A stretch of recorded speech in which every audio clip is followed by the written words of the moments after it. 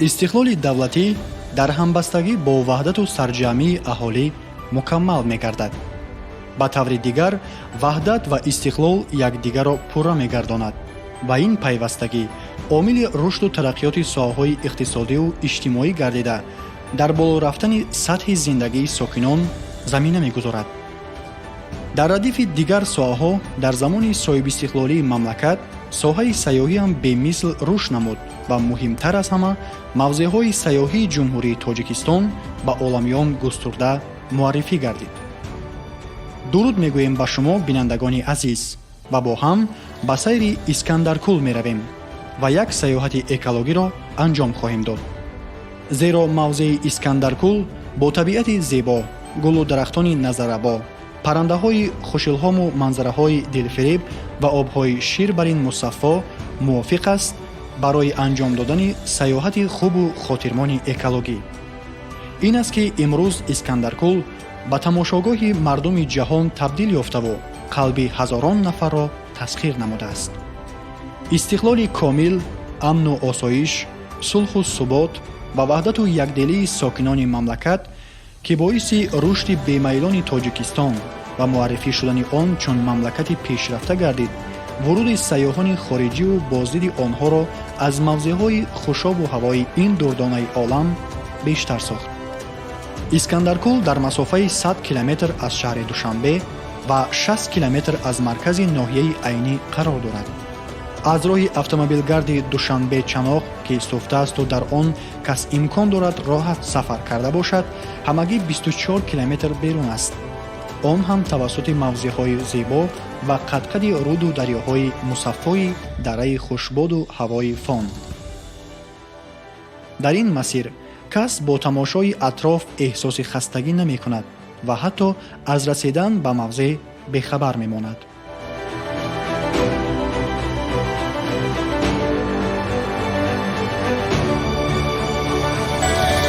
من دوست می‌دارم مهمون دوستی آدمان تاجیکی آدمان دلکش هستند. من دوست می‌دارم طبیعت، من دوست می‌دارم در اینجا بسیار عجایب چیزها علیش میشوند. این خوب. ممکن 4 یا 5 بار طبیعت رفتم، لیکن بسیار زیبا، همه خسرو، هوای نز، ساکین، بسیار بامکل است. همه کس بسیار مهمان دوست.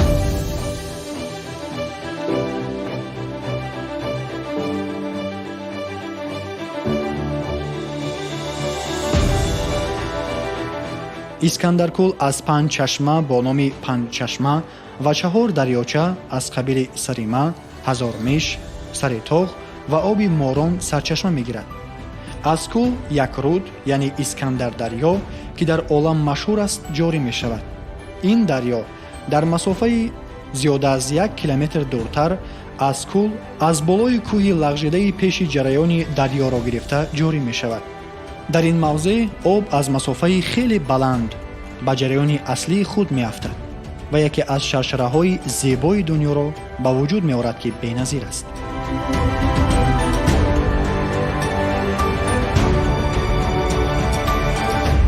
در روسیه هم کوه‌ها هستند، اما آنها تا این اندازه بزرگ و بلند نیستند.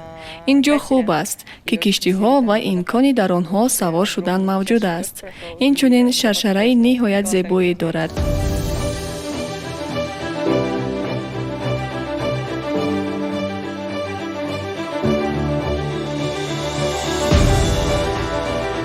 در نتیجه تحقیقات گئولوژی و زلزله شناسی معین کرده شده است که این کول در زمانهای خیلی قدیم در زمینه افتیدن کوه و سر راه 4 دریاچه هزارمیش، سریتاغ، سریمه و ماران را بند کردن به وجود آمده است. کوه افتیده مذکور 1.5 کیلومتر درازی دارد و بلندی آن 600 متر را تشکیل می دهد. تأسیس یافتن کمیته رشد سیاحی محض در زمان صاحب استقلالی با کار شروع نمودن شرکت‌های سیاحی و کشاده گردیدن خط‌سیرهای نوی سیاحی در سمت سیاحت اکولوژی، استراحتی، طبابتی، کوهنوردی، ورزشی و غیره زمینه گذاشت که توجه به تاجیکستان بیشتر شود و شماره سیاحان خارجی از 1 سال تا سال دیگر افزایش یابد. از جمله مسیر دوشنبه اسکندرکول، باختر اسکندرکول، Кулоб Искандаркул, Айни Искандаркул, Хуҷанд Искандаркул ва ғайра хатсайри сайёҳӣ амал мекунанд. ба ғайра аз ин ширкатҳои бонуфузи сайёҳии хориҷӣ дар доираи хатсайрҳои Искандаркул имкон доранд сайёҳонро ба Тоҷикистон ворид намуда ба ин мавзеъ боиси диққат биоваранд. иқдоми ташкил намудаи ширкати сайёҳӣ ва истифодаи озодонаи хатсайрҳои сайёҳиро соҳибкорони ватанӣ бо истифода аз имкониятҳои хуби ташкил гардида дар заминаи пойдории истиқлоли давлатӣ ва ваҳдату сарҷамъӣ пеш гирифтанд. барои аз душанбе ба Искандаркул сафар намудану муддате канори руду дарьё ва кӯлу чашмасор инчунин рӯи сабзазору зери дарахтони сарсабзи ин мавзеи дилфиреби Тоҷикистон хотир шод намудан ҳамагӣ як рӯз сарф мешавад. вале дидани ин манзараи зебои табиӣ рӯҳияи болидаву хушҳолии беандозаро чун хотираи тасхирбахш умре барои кас боқӣ мемонад.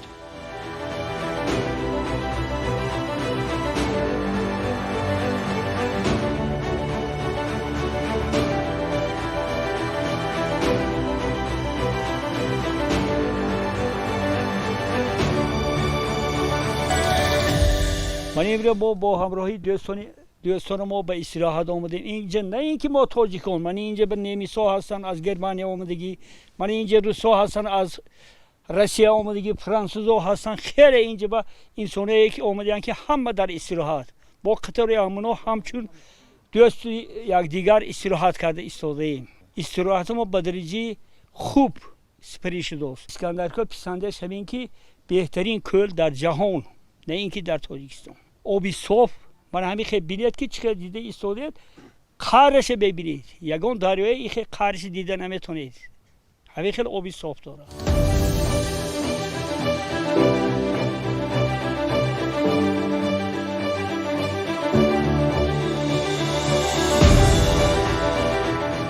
сайёҳони хориҷӣ мегӯянд бо дидани табиати гӯёи мавзеи ҷолиби диққати Искандаркул таъссуроте пур аз фасона мебардоранд ва дергоҳ новбаста аз он ки дар кадом минтақаи сайёра қарор доранд васфи обу ҳавои дилписанди ин минтақаи зеботарини оламро хоҳанд намуд.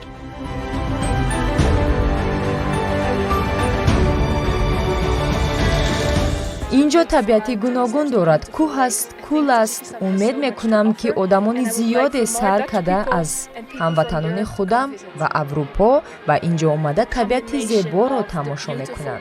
از همه بیشتر در اینجا رنگ های طبیعت به من پسند آمد. کول رنگی کبوتی زیبا دارد، کوه ها هم رنگی زمین و بسیار تصویرهای رنگی دیگر که شخص را مفتون خویش میسازد.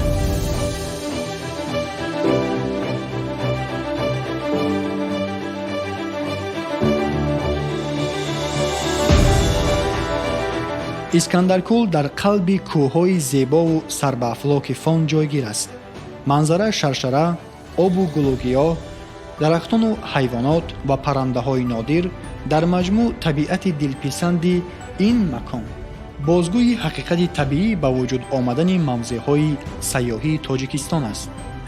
имрӯз сайёҳон аз мамлакатҳои гуногуни олам барои сайру тамошо ва истироҳату фароғат ба ин макон меоянд. дар ин мавзеи тасхирсоз сайёҳии экологӣ ривоҷ ёфтааст. воқеан дар дараи фон, махсусан дар мавзеи Искандаркул, ташкил намудани намуди сайёҳии экологӣ ва обиву кӯҳнавардӣ имконпазир аст ва бо назардошти ин ҳар як ширкати сайёҳии ватаниву хориҷӣ хатсайр ташкил намуда сайёҳонро ба ин макони афсонавӣ меоранд. сайёҳон бо дидани ин манзараҳои дилфиребу илҳомбахш таассуроти хотирмон мебардоранд ва шоҳиди бевоситаи зебодиёр ва дилфиреб будани табиати Тоҷикистон мегарданд. бо чанде аз сайёҳони хориҷӣ ҳам суҳбат шудем ки бо ташриф ба ин сарзамини биҳиштосо ва дидан намудан аз кӯҳҳои сарбаафлоку дар як фасл мавҷуд будани гармӣ, хунукӣ ва мӯътадилии ҳаво худро хушбахттарин фарди олам меҳисобиданд. номи ман Кристофер Вуд. ман худам аз Амрико оладор ҳастам, 4 фарзанд ҳастам.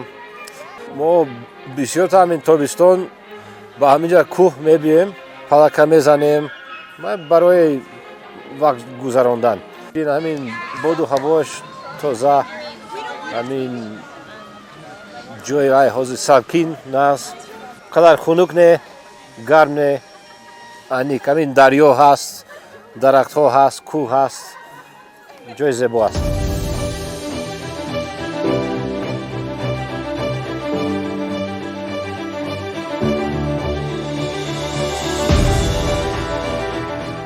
ба андешаи сайёҳону кӯҳнавардон ва вартишгарон дараҳо, кӯҳҳо ва ағбаҳои хушманзараи сабзу фирӯз, ҷангалзорҳо, дарёҳои пурталотум, пиряхҳои гуногун ҳаҷм, кӯлҳои бошукӯҳу ҳавои мӯътадил ва дастрасии қулай ба нақлиёт сафарро хеле хотирмон мегардонад. дар фасли тобистон ин мавзеъро барф ва ҷангалу доманакӯҳҳои сабзпӯш ҷило мебахшанд, ки ҳар бинанда мафтун мегардад. бо дидани зуд тағйир ёфтани обу ҳаво, ҳолат ва ғайра, дар давоми расидан аз як мавзеъ то мавзеъи дигар, сайёҳон дар ҳайрат монданд ва онҳо бо муҳаббат дилбастагиашонро ба Тоҷикистон иброз медоранд. ба Искандаркул мо бори сеюм аст ки меоем. Табиати инҷо хеле сеҳрангезу мафтункунанда аст. Хеле мавзеи зебо, табиаташ ҳаловатбахш, тасхиркунанда аст. Дар Москав чунин табиату манзараро дидан ғайриимкон аст. бисёр мавзеи зебо.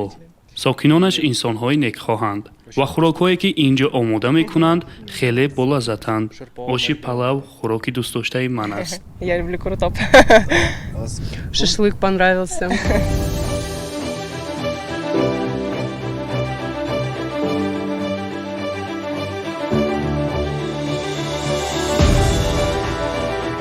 меҳмоннавозии тоҷикона ҳам писанди ҳар як сайёҳи сафарменамуда ба Искандаркул гардидааст ва ҳар кадоми онҳо аз муҳаббати инсонӣ, дӯстиву рафоқати мардуми мо лаззат мебаранд.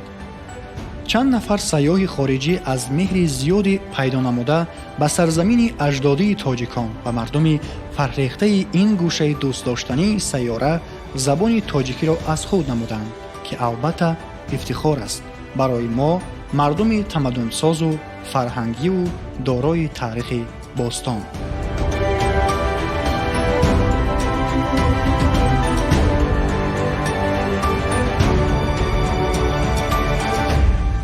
نام من جسور، من از انگلیس هستم. نام انگلیسی جرمی. وقتی که من در انگلیس زندگی میکردم، من از اینترنت فهمیدم که جای تاجیکستان جای ناز است. طبیعت در اینجا خوب است و آب و هوا تازه است. در اینجا من شنیدم درباره این چیزها، همین معلومات از این سبب من اومدم.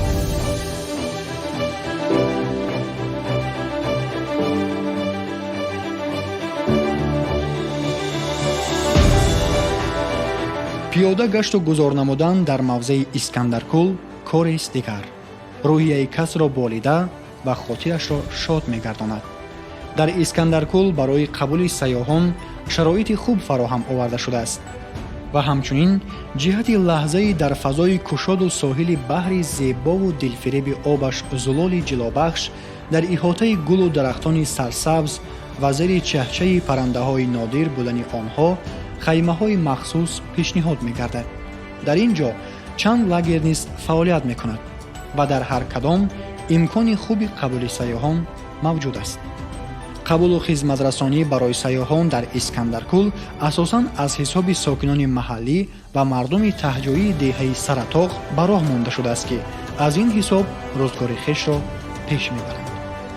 هر یک سیاحی که از اسکندرکول دیدن نموده از هوای صاف و بی‌غبار آن نفس می‌گیرد، حتما توصیه می‌دهد که دیگران هم چنین سفر را انجام دهند. با این راه بهره خوب روحی و هم جسمانی می‌بردارند. در بعضی حالات با واسطه یا بی واسطه از سبب نامفهوم بودن یا به معنای اصلیش صرفاً نرفتن از جانب شخصان بی‌صلاحیت و ناآگاه معنای اصلی این یا آن کلمه یا عباره تغییر داده می‌شود. بسیاری‌ها هنگام شرح گیدرنامه اسکندرکول به تاریخ پیدایش واژه و معنی اساسی آن اهمیت نمی‌دهند و راهی آسانی شهر را پیش گرفتند. اسم خاص کل عبارت از اسکندر، اسم شخص و کلمه کل منبع آب که کاملا غلط است. در اصل این کلمه аз се ҷуз иборат буда калимаи суғди яғнобии иск боло, баландӣ ё баландро ифода менамояд, яъне хусусияти дескриптивӣ дорад.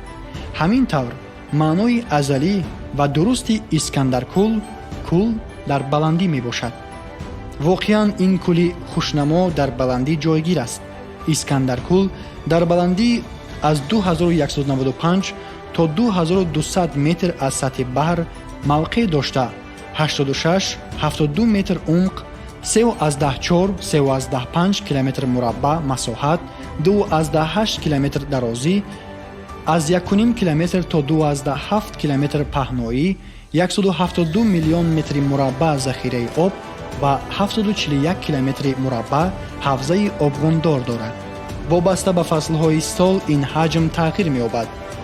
пажӯҳишгарон бар он ақиданд ки дар ибтидо сатҳи оби кӯл баландтар, яъне беш аз 120 метр будааст ва нишонаҳои он то имрӯз дар кӯҳҳои атрофи кӯл нақш бастааст.